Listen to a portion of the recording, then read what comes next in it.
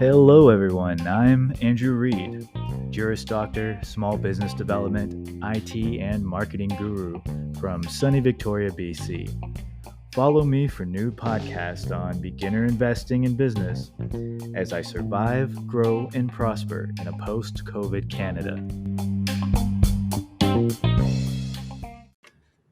Disclaimer: my podcast and YouTube content offer very generalized information that has been beneficial to me.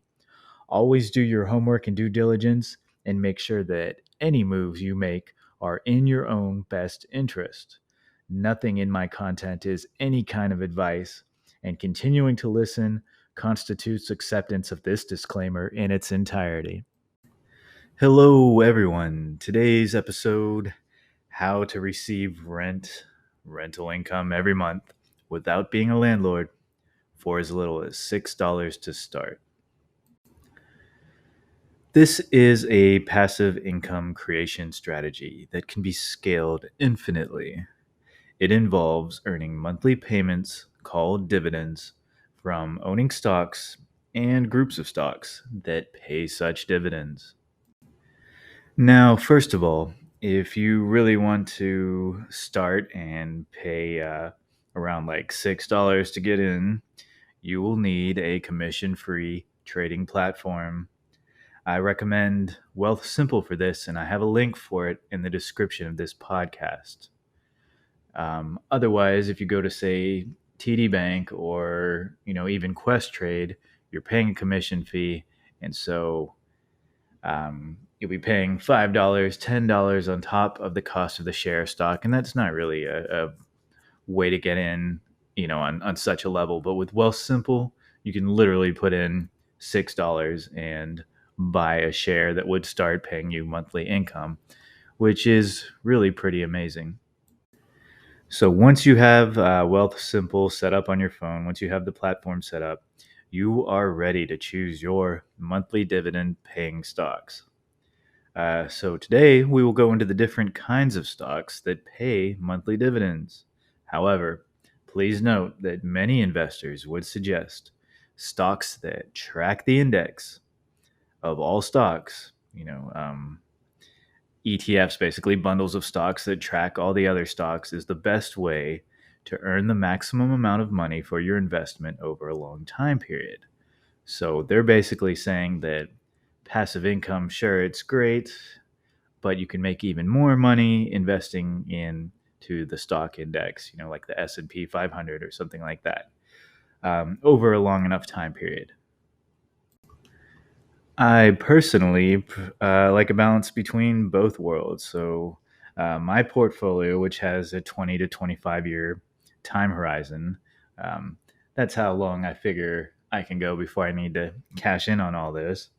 So I split and balance my portfolio between stocks that will grow in value, that track the index, or just other growth stocks, and stocks that provide passive income. I feel the two balance each other out. So when the market is weak, I'm constantly still getting that passive income. When the market is strong, like it is right now, then my assets grow in value. So these two things work together, and I'm still getting the passive income.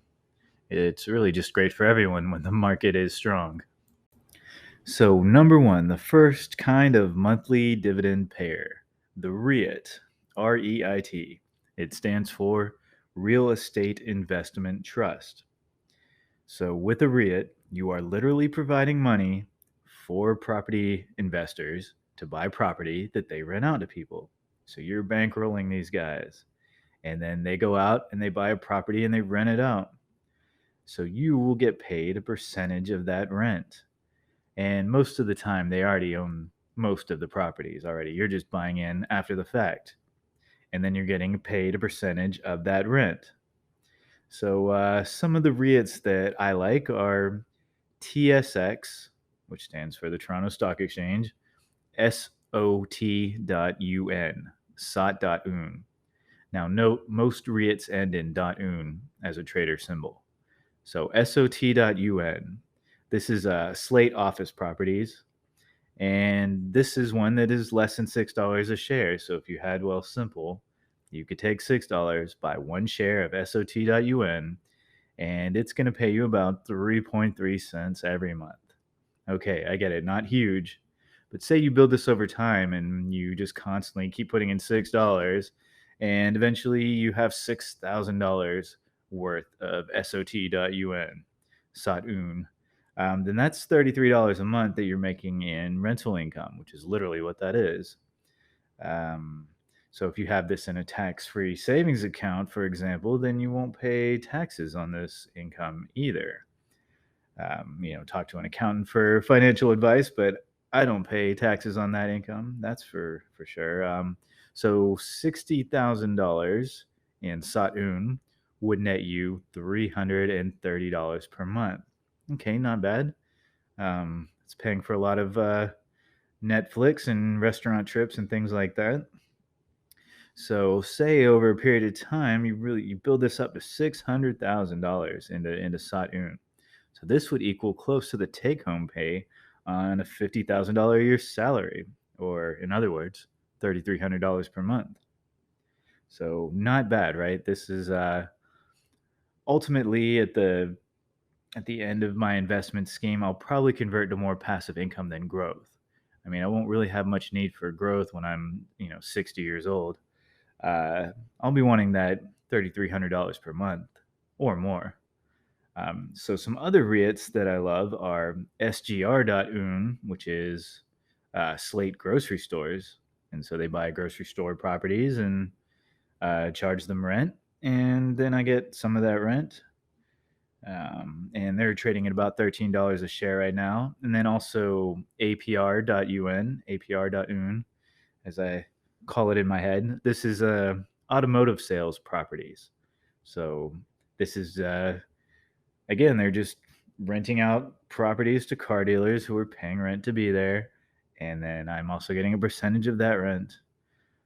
So with REITs, I look for consistent yields between 6 to 8%.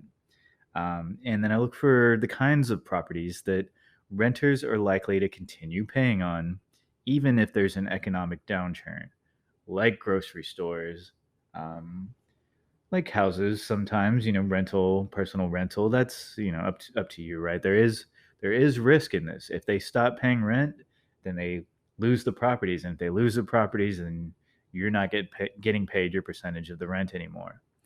um, so always keep in mind that uh, REIT income is dependent on the people still paying rent.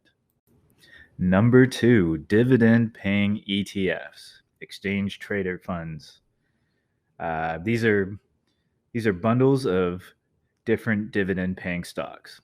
ETFs are bundles of stocks, so if they pay dividends, then they're bundles of dividend-paying stocks, generally. And so dividend-paying ETFs, some of them will pay you monthly, and I do love those.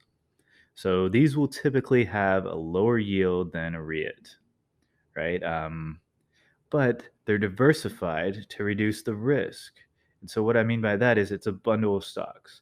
So instead of buying, one particular stock, you're buying quite a few. It could be TD Bank and Bank of Montreal and Scotiabank all mixed into one.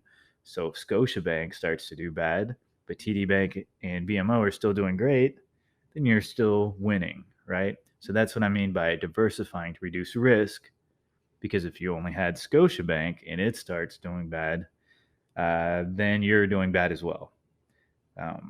So that's what they mean by diversifying risk with an ETF. But you pay for this, so there's a management fee, and that's subtracted from the yield. It's usually pretty small, at least in the ones that I like. But still, you pay this for a manager to actively balance the bundle of stocks. So they'll reduce or eliminate the weak players, and they'll boost the strong players. They'll add more percentages. They'll balance it out every so often, and you pay for that. So I hold two of these in a major percentage of my portfolio. I consider them to be the backbone of some of my investment accounts. So we have TSX ZDV, that's Z Delta Victor, TSX ZDV. which is a bundle of bank and energy stocks that's curated by the Bank of Montreal, BMO. So these stocks were picked to grow in value over time, as well as paying a 4% ish dividend. So TSX Div, that's one of my favorites. It's just a steady passive income and growth in the same bundle. I mean, you really can't beat it. But I also own TSX XEI, which is curated by iShares as a bundle of high paying and consistent dividend paying stocks. Again, typically banks and utilities and pipelines. And this one pays around 3.4% monthly. So you can see the yields aren't as high as the REITs, but there's a good chance that these will at least slowly grow over time. There's still room for these guys to grow. And then, of course, there's inflation, which causes all values to go up on strong companies. Okay, so next we have covered call ETFs. Now I'm counting these as a separate class of ETFs. It's still a bundle of stocks, but these stocks are special because they're using a little bit of stock market magic to generate even more money in dividend yields. So I'm not going to go into the complexities of what a covered call is. It has to do with contracts that are sold at the time uh, that the shares are purchased. It's a complicated thing, but just know that it increases the yields, often to crazy high amounts. The trade-off with this is that there's very little expected growth because the way they're making money means that they're not reinvesting into buying more stocks or growing. They're just generating income from owning these stocks. So the United States has a covered called ETF called Q Yield or QYLD, and this has an 11% passive income return monthly, and that's hard to beat. Um, but Canada also has a great covered call ETF, in my humbled opinion, and this is TSX HUTL. This covers a group of global utility companies. So this covered call ETFs, TSX Huddle, this pays around 7.25% on a monthly basis, and it is a great hedge. So a hedge is a way of balancing risk. So the ETF is a great hedge against crashing stock markets since utility companies are likely to continue making money even in the worst of economies. So I have a pretty considerable position in TSX HUTL. Finally, and this is a relatively new one to me, so I'm not, recommending it or not recommending it. I mean, you choose your own pathway anyways. But I am talking about royalty companies. So these companies own branding and trademarks, they manage them, and then they collect royalty payments on them. I wouldn't expect too much growth in these. I'm not sure yet, but I don't see the potential for it from a business or financial standpoint. But I would expect them to be stable and to provide a stable monthly income.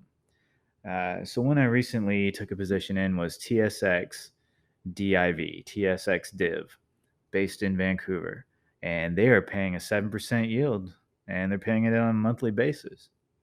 This stock is around $2.80, which, a bit of a red flag, but I don't have a huge position in it. It pays a penny per share every month. Not bad. So I've just bought a few shares, and I will monitor and I will report back after a few months to see if my financial theories hold true for this type of stock. But this is really interesting because you don't really hear this one mentioned too much in the thousands of hours I put into researching. So we'll see if that's a good or bad thing. But I will definitely report back. So now you know how to earn passive monthly income without having to touch up the drywall. And so concludes my podcast. I hope this is valuable information for you. Please take it all with a grain of salt. Do your research. Do what's best for you. Please feel free to send me a message. We can chat about this stuff anytime. I love it. Obviously, I love it. Send me a message on Instagram at Canada Stock Market, at Canada Stock Market anytime. I'll do my best to answer promptly. Do you have any Instagrams you would like to share with us before you go?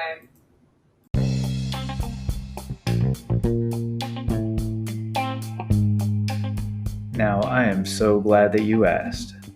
I have at Canada Stock Market. At Canada Stock Market. This is sharing my Canadian investment journey in real time. I have at Baby Dragon Fitness. At Baby Dragon Fitness. This is my Shopify e-commerce store. And I also have at Baby Dragon Canada. At Baby Dragon Canada. This is my certified digital marketing company located in Victoria, BC.